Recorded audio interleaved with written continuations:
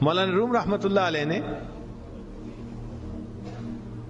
سلطان محمود غزنوی اور ایاز کے 3 واقعات لکھے ہیں،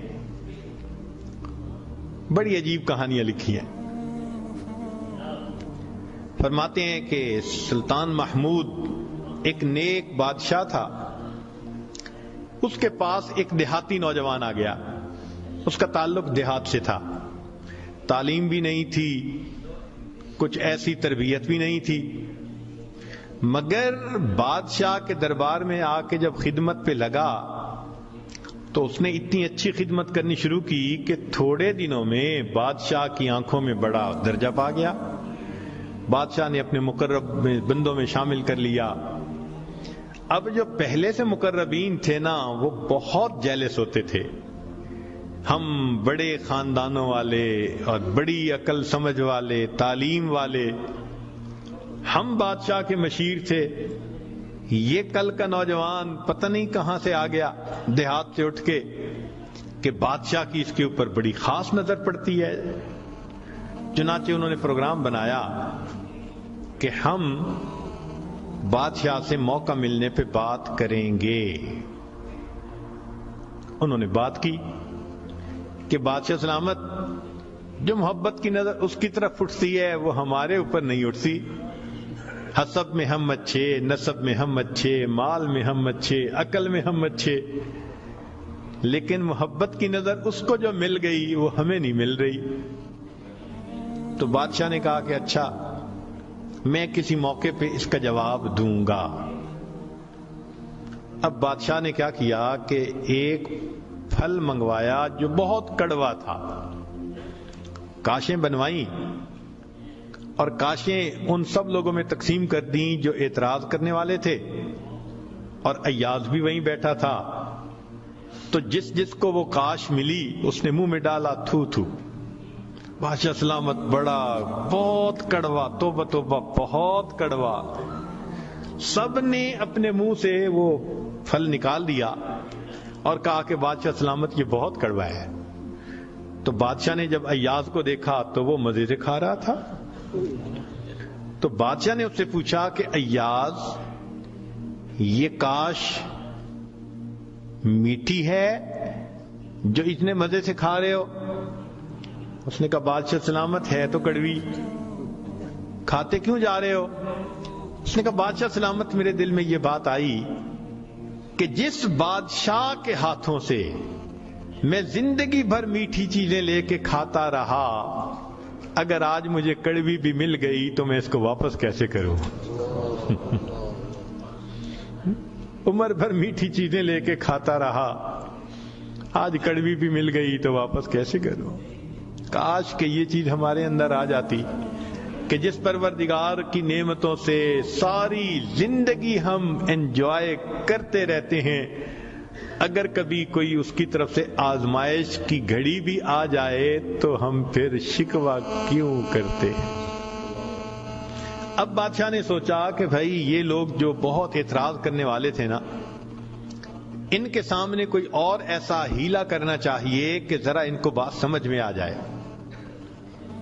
تو ایک دن بادشاہ آیا اور اس نے کہا کہ دیکھو بھائی، آج میں تم سب کی عقل کا امتحان لوں گا، تمہارا آئی کیو لیول دیکھوں گا کیا ہے، اور میں دیکھتا ہوں کہ کون اس میں پاس ہوتا ہے۔ اب جب بتا دیا تو سب بڑے محتاط ہو گئے۔ بادشاہ نے ایک موٹا سارا ہیرا دکھایا، دیکھو یہ کتنا قیمتی ہے، کتنا چمکدار ہے، اور ایک ہتھوڑا بھی ساتھ دیا، اور پہلے کو کہا کہ جی یہ ذرا ہیرا جو ہے توڑ کے دکھاؤ۔ اب وہ سمجھ رہا تھا کہ بادشاہ نے ہم سے امتحان لینا ہے ہماری سمجھداری کا، تو اس نے کہا بادشاہ سلامت، یہ ہیرا تو بہت قیمتی ہے، اتنے کیرٹ کا اور بالکل بے عیب ہے، کوئی فلاں نہیں، فلاں لیس ہے، لہذا اس کو تو نہیں توڑنا چاہیے۔ بادشاہ مسکرایا، کہنے لگا ہاں بہت اچھا۔ تو وہ سمجھا کہ بھائی میں نے بادشاہ کو کنونس کر دیا، چنانچہ دوسرے کو دیا، اس نے بھی اسی قسم کی لاجک، تیسرے کو دیا، اس نے بھی لاجک، جتنے اعتراض کرنے والے تھے سب کو ہیرا ہتھوڑا دیتے رہے، وہ یہی لاجک دیتے رہے اور معذرت کرتے رہے، حتیٰ کہ بادشاہ نے وہ ہیرا ایاز کے ہاتھ میں پکڑایا۔ جب ایاز کو کہا ایاز اسے توڑو، ایاز نے اس کو نیچے فرش پہ رکھا، دے کے مارا ہتھوڑا اور اس کے ٹکڑے ٹکڑے کر دیے۔ اب جب اتنے قیمتی ہیرے کے ٹکڑے ہو گئے تو وہ تو سارے خوش ہو گئے، آج اس کا گنوار پن کھلا، اس کی جہالت کھلی، بے وقوف، کیا پتا اس کو یہ کتنی قیمتی چیز تھی۔ تو وہ ایکسپیکٹ کرنے لگے کہ آج تو بادشاہ اس کو دھکا دے دے گا دربار سے۔ تو جب ہیرے کے ٹکڑے ہو گئے تو بادشاہ نے اس کی طرف دیکھ کے کہا ایاز تو نے ہیرے کے ٹکڑے کر دیے، اتنے قیمتی ہیرے کے؟ تو ایاز نے آگے سے سمپل سا آنسر دیا کہ بادشاہ سلامت، آپ نے مجھے حکم دیا تھا ہیرے کو توڑ دو۔ اب میرے سامنے دو آپشن تھیں، یا تو اتنے قیمتی ہیرے کو توڑ دیتا، یا پھر میں انکار کرتا تو آپ کے حکم کو توڑ دیتا۔ میری نظر میں آپ کا حکم ایسے سینکڑوں ہیروں سے زیادہ قیمتی تھا، لہذا اس کو کم قیمت سمجھتے ہوئے میں نے آپ کے حکم کو نہیں توڑا، میں نے ہیرے کو توڑ دیا ہے۔ تو بھئی جتنا ایاز کے دل میں بادشاہ کے حکم کا احترام تھا، کاش ہم بندوں کے دل میں پروردگار کے حکم کا ایسا احترام آ جاتا۔ ہم خواہشوں کو توڑ دیں، تمناؤں کو توڑ دیں، اپنی امیدوں کو توڑ دیں، ہم کبھی بھی حکم خدا کو نہ توڑیں۔ تیسرا واقعہ لکھا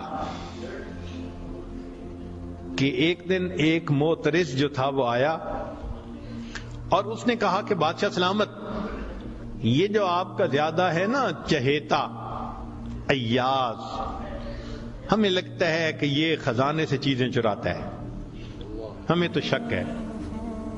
بادشاہ نے پوچھا کیسے ہے؟ اس نے کہا جی ایک جگہ کلوزٹ بنائی ہوئی ہے اس نے، اور یہ صبح و شام اس کلوزٹ کا دروازہ کھولتا ہے اور دیکھتا رہتا ہے اور تالا لگا کے چابی اپنے پاس رکھتا ہے، چابی کسی کے ہاتھ میں نہیں دیتا۔ تو بادشاہ سلامت، ہمیں تو پکا شک ہے کہ آپ کے خزانے سے اس نے قیمتی چیزیں چرا کے رکھی ہیں اور یہ صبح و شام دیکھتا ہے ان کو۔ بادشاہ نے اسی وقت ایاز کو بلوا لیا، لوگوں کے سامنے پوچھا ایاز تمہاری کوئی کلوزٹ ہے ایسی؟ جی۔ تالا لگا کے رکھتے ہو؟ جی۔ صبح شام کھول کے دیکھتے بھی ہو؟ جی۔ لاؤ چابی اس کی۔ ایاز نے چابی نکال کے دے دی۔ بادشاہ نے ایک آدمی کو بھیجا کہ جاؤ اور کلوزٹ میں جو کچھ پڑا ہے سب اٹھا کے یہ کہ لے کے آؤ۔ اب جب وہ گیا تو ایاز تو مطمئن کھڑا رہا، مگر معترضین بڑے خوش ہوئے، آج پکڑا گیا، آج سمجھ لگے گی بادشاہ کو یہ کیسا بددیانت انسان۔ تھوڑی دیر گزری تو جو گیا تھا وہ تالا کھول کے کیا دیکھتا ہے کہ اس میں ایک پرانا سا لباس ہے اور ایک پرانا سا جوتا رکھا ہوا اور کچھ بھی نہیں۔ بڑا حیران ہوا، اس کو یہ صبح بھی دیکھتا ہے شام بھی دیکھتا ہے۔ وہ اس کو لے کے بادشاہ کے پاس آیا۔ بادشاہ سلامت، کلوزٹ میں یہ دو چیزیں تھیں۔ بادشاہ نے کہا ایاز بس یہی کچھ تھا؟ جی یہی تھا۔ ایاز یہ تو اتنی قیمتی نہیں کہ تم ان کو تالے میں رکھو اور صبح شام اس کو جا جا کے دیکھو۔ ایاز نے کہا کہ بادشاہ سلامت میرے لیے قیمتی ہے۔ پوچھا کیوں؟ کہ بادشاہ سلامت، جب میں پہلی مرتبہ آپ کی خدمت میں حاضر ہوا تھا، میں دیہاتی سا لڑکا تھا، یہ تہبند باندھی تھی، یہ کرتا پہنا تھا، یہ جوتا پہنا ہوا تھا، میں نے اس کو اپنے لیے پریزرو کر کے رکھ لیا۔ اب روز صبح اور شام میں دروازہ کھولتا ہوں، اپنے نفس کو مخاطب کر کے کہتا ہوں ایاز بادشاہ کے احسانات کو مت بھولنا. تمہیں جو اس نے رتبہ دیا، تمہاری اوقات تو یہ تھی، تمہاری اوقات یہ تھی. میں صبح بھی اپنے آپ کو یاد دلاتا ہوں، میں شام بھی اپنے آپ کو یاد دلاتا ہوں. مولانا لکھتے ہیں کاش کہ یہ صفت اللہ ہمیں بھی عطا فرماتا. ہم بھی اپنے ابتدا کو دیکھتے، کیا حال تھا، کیا ہماری اوقات تھی، اور آج اللہ نے اپنی رحمتوں سے، نعمتوں سے، برکتوں سے کس طرح ہمیں مالا مال کر دیا. ہم بھی اپنی بنیاد کو یاد رکھتے ہیں.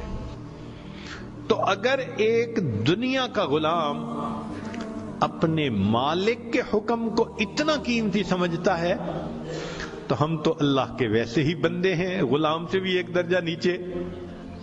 ہم تو اللہ کی ملک ہیں، مخلوق ہیں اس کی.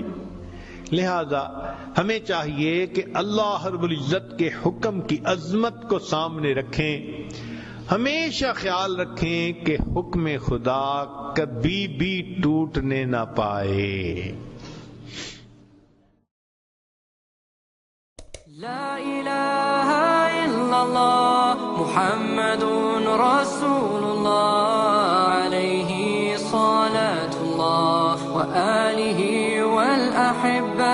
لا الہ الا اللہ محمد رسول اللہ علیہ صلاة اللہ وآلہ والأحبہ.